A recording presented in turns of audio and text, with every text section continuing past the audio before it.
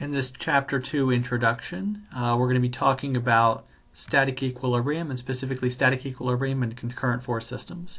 So the idea of static equilibrium is that the object is not accelerating. So if we remember back to Newton's second law, which says that force is equal to mass times acceleration, if the acceleration is 0, then the forces must add up to 0. That is the idea of static equilibrium. All right, so if we want to use that in a useful way to find some of the unknown forces in our system, finding those unknown forces by knowing that the forces sum up to 0 is known as equilibrium analysis. And so we're going to use the idea of static equilibrium to find unknown forces. All right, so in equilibrium analysis, we're going to use free body diagrams as the starting point. That's where we draw our body and all of the forces acting on that body and nothing else. And then we're going to go back and remember our forces are equal to 0. So we have these forces and we have to acknowledge that forces are not just numbers. So forces have both a magnitude and direction. Pushing something to the left is not the same as pushing something to the right. Pushing something up or down or left or right at an angle, it's a vector. So we have to worry about both magnitude and direction.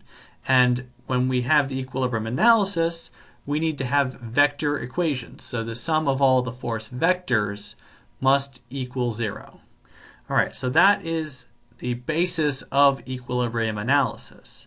But we also have this equilibrium analysis for concurrent force systems here. And so what is a concurrent force system and why do we care about it? Well, we have all these point forces. And we first need to understand when we have point forces, which are simply forces that are represented by a single vector, we can use something called the principle of transmissibility.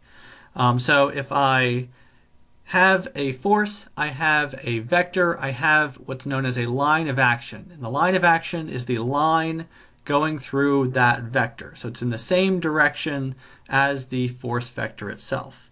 And the principle of transmissibility states that I can take that force vector and move it anywhere up or down the line of action, and it's not going to change anything. So the analysis is going to stay the same.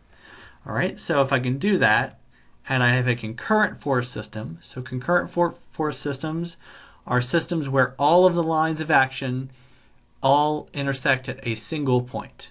And so they all come together with this one point, and if I take all those forces and I move them all to that one point, now I have a particle basically. So all the forces are acting at this single point, and when everything is acting at that single point, the moments on my body have to be equal to 0 because there's no moment arm around that point.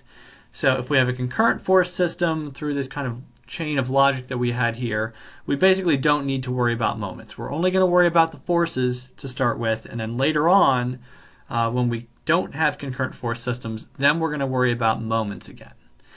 So with that, that's the last I had for this video introduction. Thank you for watching.